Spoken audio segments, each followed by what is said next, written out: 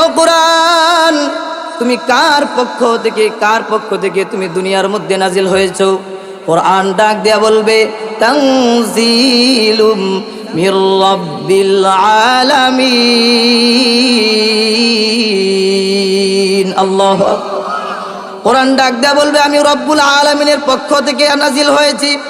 আপনি যদি কোরআনকে প্রশ্ন করেন তুমি কার মাধ্যমে নাজিল হয়েছো, কোরআন ডাক দেয়া বলবে, নাজালা বিহির রূহুল আমিন, আমি হযরত জিবরাইল আলাইহিস সালামের মাধ্যমে নাজিল হয়েছি। সুবহানাল্লাহ। আপনি যদি কোরআনকে প্রশ্ন করেন তুমি কার উপর নাজিল হয়েছো, কোরআন বলবে, নুজ্জিলা আলা মুহাম্মদ সাল্লাল্লাহু আলাইহি ওয়াসাল্লাম, আমি হযরত মুহাম্মদুর রাসূলুল্লাহ সাল্লাল্লাহু আলাইহি ওয়াসাল্লামের উপর নাজিল হয়েছি। আর জোরে বলেন সুবহানাল্লাহ। পাবে না। আমি আল্লাহ তাআলা এমন এক জায়গার মধ্যে সংরক্ষণ করছি, এটার হেফাজতকারী আল্লাহ। এই পৃথিবীর মধ্যে যদি কেউ চায় কোরআনুল কারীমকে, কোরআনুল মাহফিলকে উৎখাত করার দেওয়ার জন্য পারবে? আল্লাহ পাক রব্বুল আলামিন বলতেছেন, এই কোরআনুল কারীম যার অন্তরের মধ্যে নাই, হাদিসের মধ্যে হাবিবের মাধ্যমে আল্লাহ তাআলা জানায় দিয়েছেন, ইন্নাল্লাযী লাইসা ফি জাওফিহি শাইউম মিনাল কুরআনি কাল বাইতিল খারিব। যার অন্তরের মধ্যে আল্লাহর কালামুল্লাহ শরীফ নাই, যার অন্তরের মধ্যে আল্লাহ তাআলার কোরআনুল কারীম নাই, আল্লাহ পাক রব্বুল আলামিন বলতেছেন, হাদিসের মধ্যে আসছে, রাসূল সাল্লাল্লাহু আলাইহি সাল্লামের মাধ্যমে জানায়া দিলেন, যার অন্তরের মধ্যে কোরআন নাই তার অন্তরটা হচ্ছে খালি বিটা উজার নেই। কি বিটা উজার নেই? খালি বিটা। যেই বিটার মধ্যে কোনো ঘর বাড়ি নাই, কিচ্ছু নাই, সেই বিটার মধ্যে শয়তান বাসা বাঁধবে না ভালো মানুষ বাসা বাঁধবে? কথা বলেন। শয়তান। তদরূপ যার অন্তরের মধ্যে কোরআনুল কারীম নাই তার অন্তরের মধ্যেও শয়তান বাসা বাঁধে। ঠিক কিনা বলেন? শয়তান বাসা বাঁধে। তার অন্তর থেকে কখনো ভালো কথা আসবে না, তার নফস থেকে কখনো ইসলামের খেদমতের কথা আসবে না, তার অন্তর থেকে কখনো ইসলামের ফায়দার জন্য কিছু হোক এই ধরনের পরিকল্পনা তার অন্তর থেকে আসবে না। সে সবসময় কোরআনের বিরুদ্ধে যাবে, মাহফিলের বিরুদ্ধে যাবে, সে সব সময় কি করবে? ইসলামের বিরুদ্ধে যাবে। ঠিক কিনা বলেন? তো কোরআন শিক্ষা করার দরকার আছে না নাই? কোরআন শিক্ষা করার দরকার আছে না নাই? আল্লাহ পাক রব্বুল আলামিন বলতেছেন, এই কোরআনুল কারীম যদি তুমি শিক্ষা করো, এই কোরআনুল কারীম যদি তুমি শিক্ষা করো তাহলে কি লাভ হবে, কি ফায়দা হবে? হাদিসের মধ্যে আসছে, রাসূল সাল্লাল্লাহু আলাইহি সাল্লাম বলতেছেন, আল কুরআনু শাফিউন মুশাফফাউন ওয়া মাহিল্লুন মুসাদ্দাকুন মান জাআলা আমামাহু কাদাহু ইলাল জান্নাহ ওয়া মান জাআলা খালফা যহরিহি সাকাতুহু ইলান নার। রাসূল সাল্লাল্লাহু আলাইহি সাল্লাম বলেন, এই কোরআনুল কারীম এমন এক কিতাব, যেই কিতাব কাল কিয়ামতের ময়দানে তোমার জন্য সুপারিশ করবে। যতক্ষণ পর্যন্ত তুমি জান্নাতের মধ্যে না যাইবা ততক্ষণ পর্যন্ত আল্লাহর কাছে সুপারিশ করতেই থাকবে। সুবহানাল্লাহ। আল্লাহর কাছে সুপারিশ করতেই থাকবে, আর আল্লাহ তাআলা তোমাকে ওই সুপারিশ গ্রহণ করে তোমাকে জান্নাতুল ফেরদাউসের উচ্চ মাকাম দান করে দিবে। কিসের কারণে? কথা বলেন। কথা আপনারা মনে বুঝেন না আমার ভাষা। কিসের কারণে? কথা বলতে হবে। কোরআনের কারণে। আর এই কোরআনুল কারীম পড়লে কি লাভ? হাদিসের মধ্যে আসছে, মান ক্বারা হারফাম মিন কিতাবিল্লাহি ফালাহু হাসানাতুন ওয়াল হাসানাতু বিআশরি আমসালিহা লা আকুলু আলিফ লাম মিম হারফুন ওয়ালাকিন আলিফুন হারফুন ওয়া মিমুন হারফ। যে উম্মত কোরআনুল কারীম তিলাওয়াত করবে সেই উম্মতের আমলনামার মধ্যে একটা হরফ তিলাওয়াতের কারণে আল্লাহ পাক রব্বুল আলামিন তার আমলনামার মধ্যে 10টি নেকি দান করবেন। আর জোরে বলেন সুবহানাল্লাহ। তুমি কি মনে করছো একটি হরফ? ওয়ালাকিন আলিফুন হারফুন ওয়া মিমুন হারফ। আলিফ লাম মিম একটি হরফ? না না, আলিফ লাম মিম 3টি হরফ। ওই 3টি হরফ তেলাওয়াতের করার কারণে আমি আমার বান্দার আমলনামার মধ্যে 30টি সওয়াব দান করে দিলাম।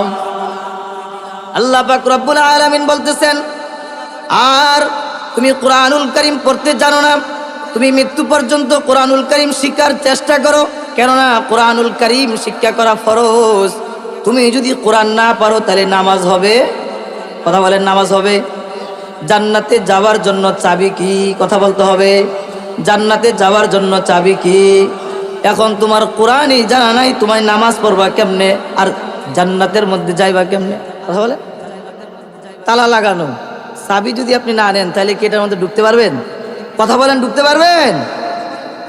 জান্নাতের মধ্যে যায়া দরজার মধ্যে যদি তুমি আটকে যাও আর তখন যদি তুমি চাবির জন্য দৌড়াও, কোনো লাভ হবে? লাভ হবে না, কোনো লাভ হবে না।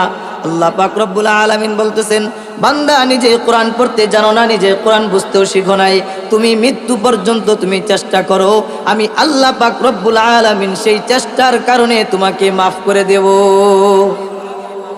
তুমি নিজে পড়তে জানো নাই, তোমার ছেলেকে পড়াও, তোমার ছেলেকে পড়াইতে পারো নাই, তোমার মেয়েকে পড়াও, কোরআনের হাফেজা বানাও, আলেমা বানাও।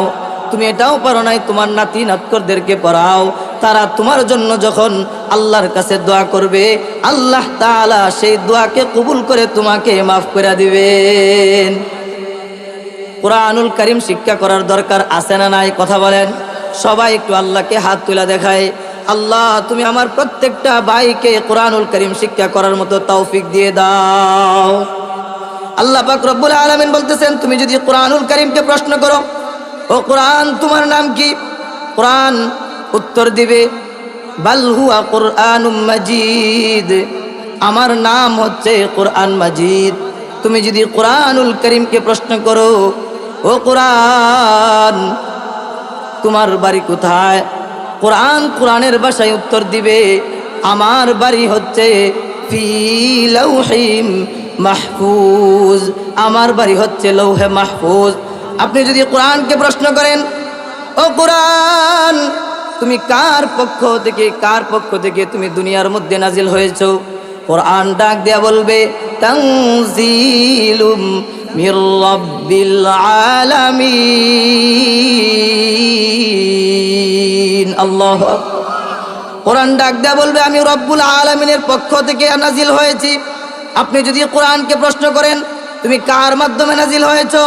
কোরআন ডাক দিয়া বলবে, নাজালা বিহির রূহুল আমিন, আমি হযরত জিবরাইল আলাইহিস সালামের মাধ্যমে নাজিল হয়েছি।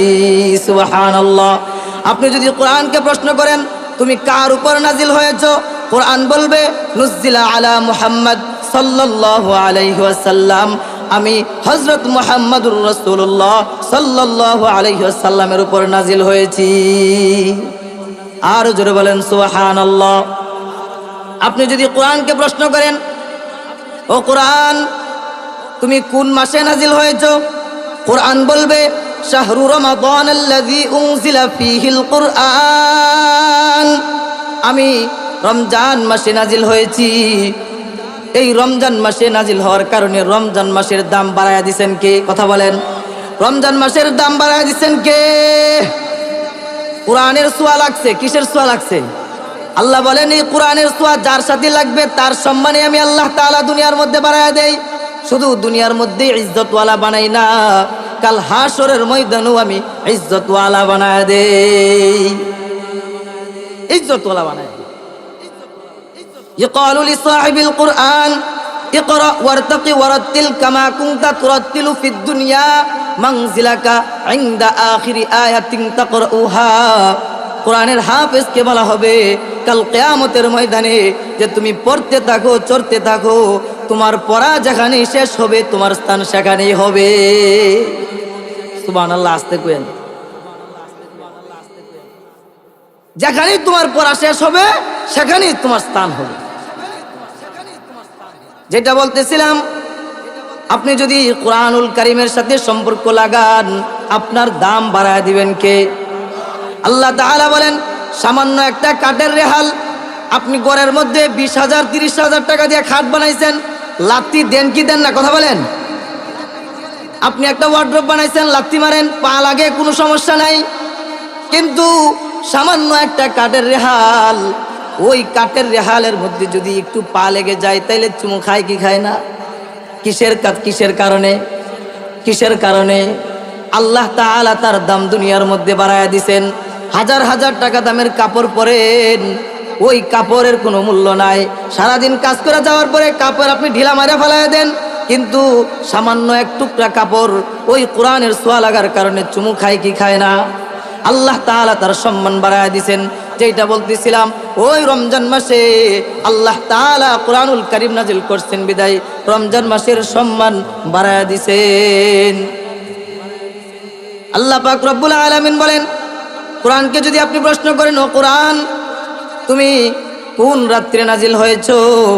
কোরআন বলবে, ইন্না আনজালনাহু ফি লাইলাতিল কদর, আমি কদরের রাত্রে নাজিল হয়েছি। ওই রাত্রের দাম বাড়ায়া দিছেন কে? 365 দিনের মধ্যে রাত্র আছে না নাই? অনেক রাত্র, কিন্তু আল্লাহ পাক রব্বুল আলামিন ওই কোরআনের ছোঁয়া লাগার কারণে এই রাত্রের দাম বাড়ায়া দিছেন। আপনি যদি কোরআনকে প্রশ্ন করেন, ও কোরআন তুমি কিসের জন্য দুনিয়ার মধ্যে নাজিল হয়েছো? কোরআন ডাক দেয়া বলবে, হুদাল্লিন নাস হুদাল্লিল মুত্তাকিন, আমি মানব জাতির হেদায়েতের জন্য নাজিল হয়েছি, আমি মুত্তাকিনদের হেদায়েতের জন্য নাজিল হয়েছি। সুবহানাল্লাহ, আমি মুত্তাকিনদের হেদায়েতের জন্য নাজিল হয়েছি। আপনি যদি কোরআনকে প্রশ্ন করেন, ও কোরআন তোমার মধ্যে কোনো ভুল আছে কিনা? কোরআন ডাক দেয়া বলবে, যালিকাল কিতাবু লা রাইবা ফীহ, আমার মধ্যে কোনো ভুল নাই, আমার মধ্যে কোনো ভুল নাই, আমার মধ্যে কোনো সন্দেহের অবকাশ নাই। সুবহানাল্লাহ। শুধু তাই নয়, আপনি যদি কোরআনকে প্রশ্ন করেন, ও কোরআন তোমাকে ওযু ছাড়া ধরা যাবে কিনা?